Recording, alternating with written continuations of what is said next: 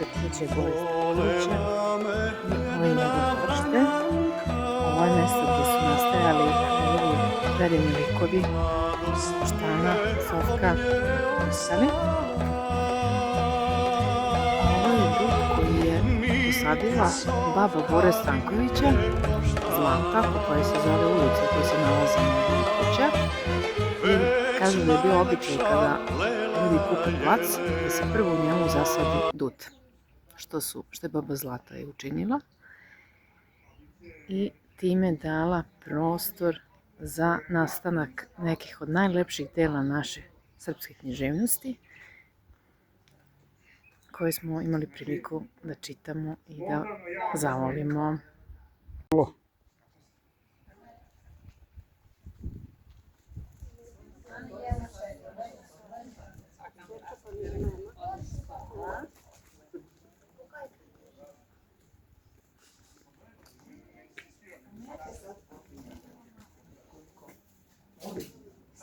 Ovo je koštana.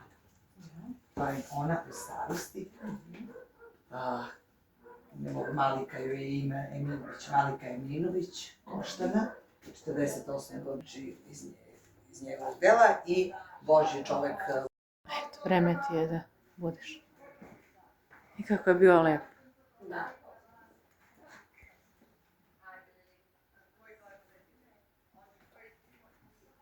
Šteta što mi se tamo uđe. Stavio bih da se ne može uđe.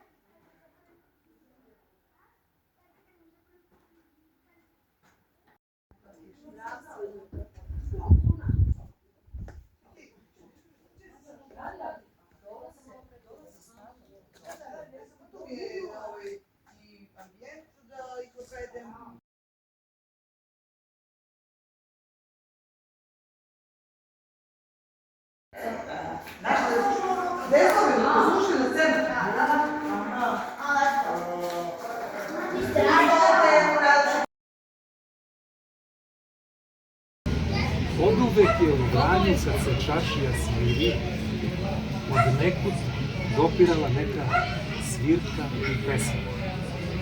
To je ona tiha, nežna, setna, pomalo bolna, a se čini da je neko pod granama šeptelije od svojih ljutih i neprebolovanih ljubavnih jada iz srca istiskuje. Nisu se Vranjanci melemom lečili od tih ljutih i neprebolovanih ljubavnih jada, nego pesmom i vekinom. Pesme. Stare pesme, a jedna od novijih pesama, mnogo popularna je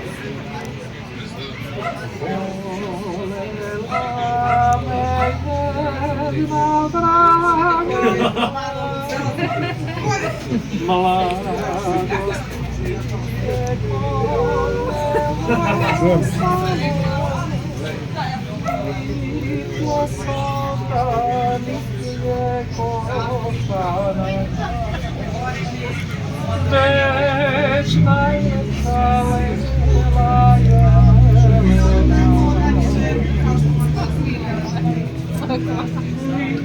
Liče soka, liče košana,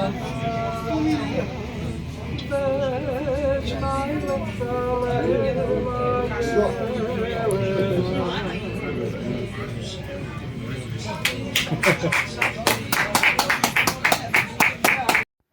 Beše moje.